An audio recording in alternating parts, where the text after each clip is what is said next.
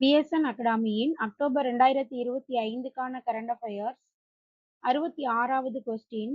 2025இல் இயற்பியலுக்கான நோபல் பரிசு யாருக்கு அறிவிக்கப்பட்டுள்ளது? John Clark, Michel H. Devoret, John M. Martinis. இவர்கள் மூவருமே அமெரிக்க விஞ்ஞானிகள். அதாவது எண்ம தொழில்நுட்பத்தை மேம்படுத்தி வரும் குவாண்டம் ஊடுருவல் ஆய்வு மேற்கொண்டதற்காக இவர்கள் நோபல் பரிசுக்கு தேர்வு செய்யப்பட்டுள்ளனர். நெக்ஸ்ட், 2025உடன் எத்தனையாவது முறையாக இயற்பியலுக்கான நோபல் பரிசு வழங்கப்படுகிறது? 119வது முறை. ஆல்பிரட் நோபல் மறைந்த நாளான டிசம்பர் 10இல் நோபல் பரிசு வழங்கும் நிகழ்ச்சி எங்கு நடைபெறுகிறது?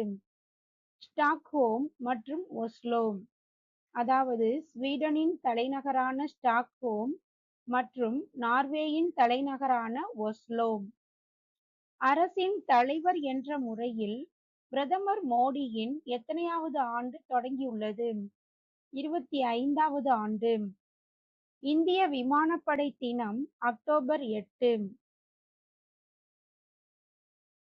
நெக்ஸ்ட், பிரதமராகவும் முதல்வராகவும் தொடர்ந்து எத்தனையாவது முறையாக பிரதமர் மோடி பணியாற்றுகிறார்? 3வது முறை. முதல் பிரதமர் ஜவஹர்லால் நேருவுக்கு பிறகு நாட்டின் 2வது நீண்டகால பிரதமர் என்ற பெருமைகளுக்கு சொந்தக்காரர் பிரதமர் நரேந்திர மோடி.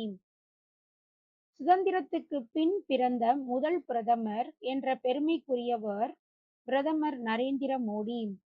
இவர் 1950 செப்டம்பர் 17இல் பிறந்தார். பிரதமர் மோடிக்கு எந்த ஆண்டில் பிரதமர் வேட்பாளர் பொறுப்பு அளிக்கப்பட்டது? 2013. பிரதமர் மோடிக்கு 2013ஆம் ஆண்டில் பிரதமர் வேட்பாளர் பொறுப்பு அளிக்கப்பட்டது. நெக்ஸ்ட், உலக அளவில் பெரும் பொருளாதார நாடுகளில் ஒன்றாக உருவெடுத்துள்ள நாடு இந்தியா.